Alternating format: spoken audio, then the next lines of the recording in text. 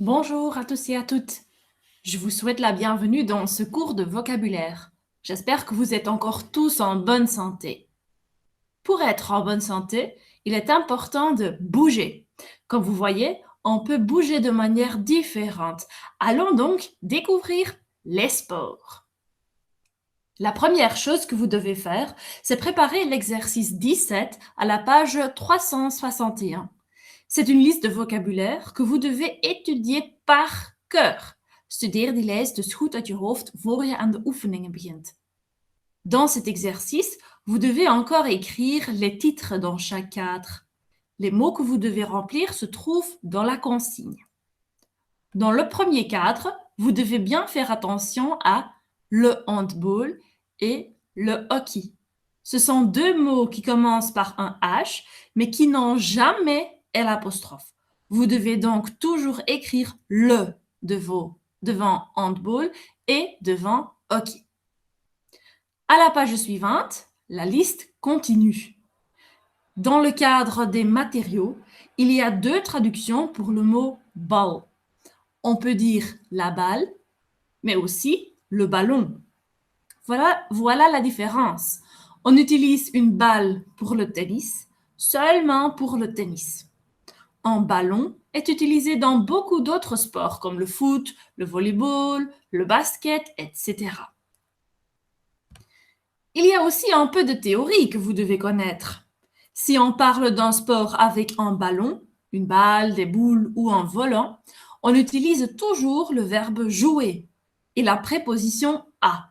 Par exemple, jouer au foot, jouer à la pétanque, jouer au basket. Pour tous les autres sports, le verbe est faire et la préposition est de. Par exemple, faire du ski, faire de la boxe, faire du judo, faire du cyclisme, etc. Enfin, il y a aussi quelques phrases que vous devez connaître pour pouvoir parler de votre sport favori. Étudiez-les bien. Vous trouvez ces phrases sur le site du cours de français. Voilà, maintenant vous êtes prêts à préparer les exercices.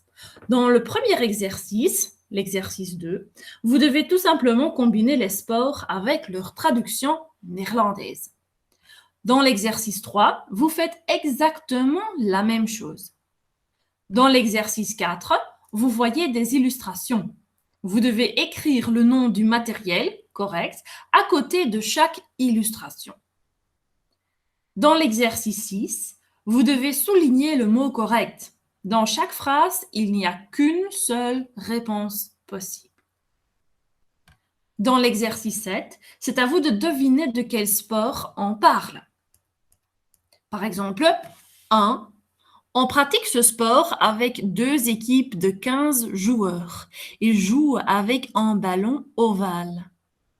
Alors, dans quel sport est-ce qu'on joue avec un ballon ovale? Note le sport sur la ligne. L'exercice 8 est un exercice qui contient des dialogues.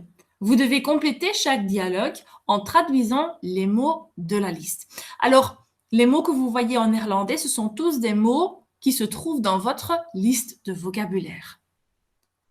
Dans l'exercice 9, il y a un petit exercice de compréhension écrite, een kleine oefening van begrijpend lezen.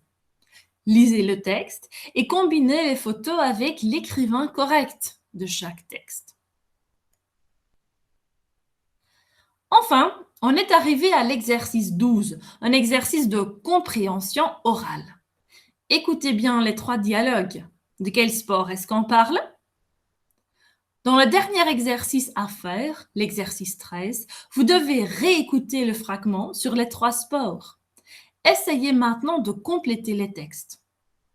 Attention, on parle très vite dans les textes, donc écoutez d'abord et écrivez après l'écoute. Ça va être plus facile. Voilà, j'espère que vous avez tout compris. Faites bien les exercices et n'hésitez pas à écouter le fragment sur les trois sports.